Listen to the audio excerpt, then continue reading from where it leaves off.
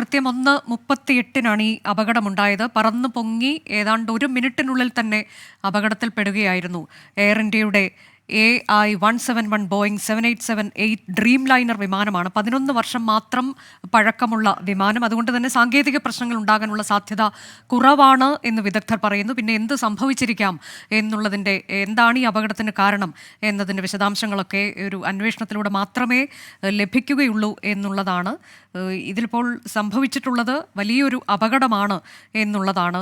മരണങ്ങൾ അത് വർദ്ധിച്ചു വരുന്നു എന്നതിൻ്റെ വിശദാംശങ്ങൾ പുറത്തു വരുന്നുണ്ട്. 232 യാത്രക്കാരാണ് ആകെ ഉണ്ടായിരുന്നത്. അതിൽ 10 ക്രൂ മെമ്പേഴ്സ് ഉണ്ടായിരുന്നു. 169 പേർ ഇന്ത്യക്കാർ, 53 പേർ ബ്രിട്ടീഷ് പൗരന്മാർ, 1 കനേഡിയൻ, ഒപ്പം തന്നെ 7 പോർച്ചുഗീസ് പൗരന്മാർ. അങ്ങനെയാണ് ഈ വിമാനത്തിലുണ്ടായിരുന്നവരുടെ ലിസ്റ്റ് ഇപ്പോൾ പുറത്തു വരുമ്പോൾ നമുക്ക് ലഭിക്കുന്ന വിവരം ആ തരത്തിലേക്കാണ്. മുൻ മുഖ്യമന്ത്രി, ഗുജറാത്ത് മുൻ മുഖ്യമന്ത്രി വിജയ് രൂപാണി, അദ്ദേഹം ഈ വിമാനത്തിലുണ്ടായിരുന്നു. അദ്ദേഹത്തിന് ഗുരുതരമായി പരുക്കേറ്റിട്ടുണ്ട് എന്നുള്ളതാണ് അല്പസമയം മുൻപ് വന്ന വാർത്ത. ഒരു ഹോസ്റ്റൽ കെട്ടിടത്തിന് മുകളിലേക്കാണ് ഈ വിമാനം ഇടിച്ചിറങ്ങിയത്. Medical college ഹോസ്റ്റലാണ്.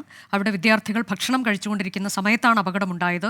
വിദ്യാർത്ഥികൾക്ക് പരുക്കേറ്റിട്ടുണ്ട്, ഒട്ടേറെ വിദ്യാർത്ഥികൾക്ക് പരുക്കേറ്റിട്ടുണ്ട് എന്ന വിവരമൊക്കെയാണ് ഇപ്പോൾ പുറത്തു വരികയും ചെയ്തിട്ടുള്ളത്. മരണം 128 എന്നുള്ളതാണ്. ചെറിയ ഉയരത്തിൽ പറന്നുകൊണ്ടിരിക്കെയാണ്, അധികം മുകളിലേക്ക് പോകാൻ കഴിഞ്ഞില്ല. അതെന്തുകൊണ്ടാണ് അങ്ങനെ സംഭവിച്ചത് എന്നതിലൊക്കെയുള്ള അന്വേഷണമാണ് ഇനി നടക്കാനിരിക്കുന്നത്. വളരെ ചെറിയ ഉയരത്തിൽ ഇരിക്കെയാണ് ഈ അപകടം ഉണ്ടായത്. വിമാനത്തിന് ഒരു മെയ്ഡേ കോൾ, അതായത് ഒരു അപായ സൂചന, അത് വിമാനത്തിൽ നിന്ന് ലഭിച്ചു. തിരിച്ച് അങ്ങോട്ടേക്ക് ബന്ധപ്പെടാൻ ശ്രമിച്ചു, പക്ഷെ പിന്നീട് മറുപടിയൊന്നും ലഭിച്ചില്ല എന്നുള്ളതാണ്. എയർ ട്രാഫിക് കൺട്രോൾ സിസ്റ്റം അവിടെ നിന്ന് ആ തരത്തിലേക്കാണ് വിവരങ്ങൾ പുറത്തു വന്നിട്ടുള്ളത്. ഇപ്പോൾ അതിൻ്റെ കൂടുതൽ വിശദാംശങ്ങളൊക്കെ നമ്മൾ ഇനി പ്രതീക്ഷിക്കുകയും ചെയ്യുന്നുണ്ട്. 2 പേർ, ഈ വിമാനം പറത്തിയിരുന്ന ക്യാപ്റ്റനും ഒപ്പം ഫസ്റ്റ് ഓഫീസറും, അവർ 2 പേരും വളരെ പരിചയസമ്പന്നരായ ഉദ്യോഗസ്ഥരാണ് എന്നതിൻ്റെ കൂടി വിവരങ്ങൾ പുറത്തു വന്നു. ക്യാപ്റ്റൻ സുമീത് സബർവാൾ, അദ്ദേഹമാണ് ഇതിൻ്റെ ക്യാപ്റ്റൻ. 8200 മണിക്കൂർ വിമാനം പറത്തി പരിചയമുള്ള, അത്രയും പരിചയസമ്പന്നനായ ക്യാപ്റ്റനാണ്.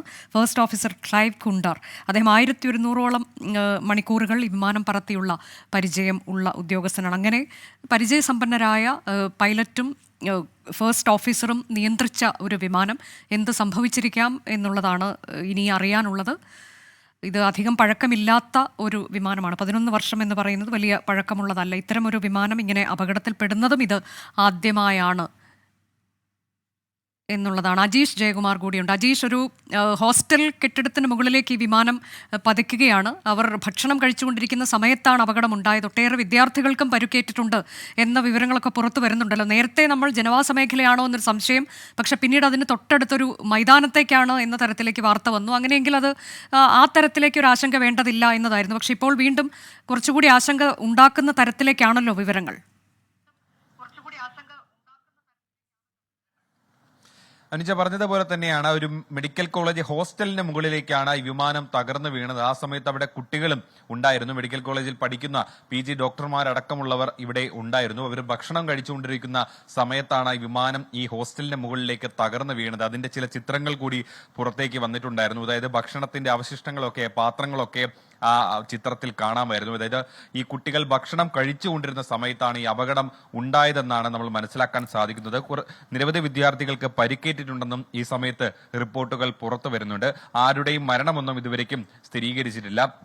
നിലവിൽ എന്തായാലും ഈ ഒരുപാട് ആളുകൾ അധിവസിക്കുന്ന ഒരു സ്ഥലത്തു തന്നെയാണ് ഈ അപകടം ഉണ്ടായിട്ടുള്ളത്. ഈ ഹോസ്റ്റലിനകത്തുനിന്ന് തന്നെയാണ് ഈ വിമാനത്തിന്റെ ലാൻഡിംഗ് ഗിയർ അടക്കം കണ്ടെത്തിയിട്ടുള്ളത്. അതിന്റെ ചിത്രങ്ങളും പുറത്ത് വന്നിട്ടുള്ളത്. എന്തായാലും ഈ ഹോസ്റ്റലിനകത്ത് നിരവധി വിദ്യാർത്ഥികൾ ഉണ്ടായിരുന്നു. അതിൽ പലർക്കും പരിക്കേറ്റിട്ടുണ്ട്, പൊള്ളലേറ്റിട്ടുണ്ട്. പക്ഷേ ഇവരെല്ലാവരും തന്നെ ആശുപത്രിയിലേക്ക് മാറ്റിയിട്ടുണ്ട്. ഇതുവരേക്കും ഹോസ്റ്റലിലെ ഏതെങ്കിലും വിദ്യാർത്ഥികൾക്ക് ജീവൻ നഷ്ടമായിട്ടുണ്ട് എന്നുള്ളൊരു റിപ്പോർട്ട് ഇതുവരേക്കും പുറത്തു വന്നിട്ടില്ല. ഈ സംഭവത്തിൽ പ്രധാനമന്ത്രിയും ഇപ്പോൾ നടുക്കം രേഖപ്പെടുത്തി. ഹൃദയഭേദകമായ ദുരന്തം എന്നാണ് പ്രധാനമന്ത്രി ഈ സമയത്ത് പറയുന്നത്.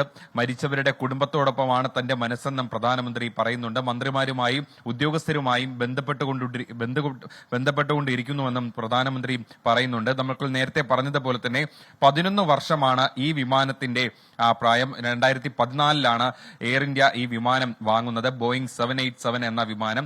ഈ വിമാനത്തിന്റെ ഒരു ചരിത്രം നമ്മൾ പരിശോധിച്ചു കഴിഞ്ഞാൽ ആദ്യമായിട്ടാണ് ഈ മോഡൽ വിഭാഗത്തിൽപ്പെടുന്ന ഈ മോഡൽ വിമാനം തകർന്നു വീഴുന്നത്. കഴിഞ്ഞത് കുറച്ച് മാസങ്ങൾക്ക് മുമ്പ് ചില മൈൽ സ്റ്റോണുകൾ കൂടി ബോയിങ് ഈ വിമാനം നേടിയിരുന്നു. അതായത് 100 കോടി യാത്രക്കാരും എന്നുള്ള ഒരു മൈൽ സ്റ്റോൺ ഈ ബോയിങ് 787 എന്ന മോഡൽ നേടിയിരുന്നു. 14 വർഷം മുമ്പാണ് ഈ മോഡൽ ബോയിങ് പുറത്തിറക്കിയത്.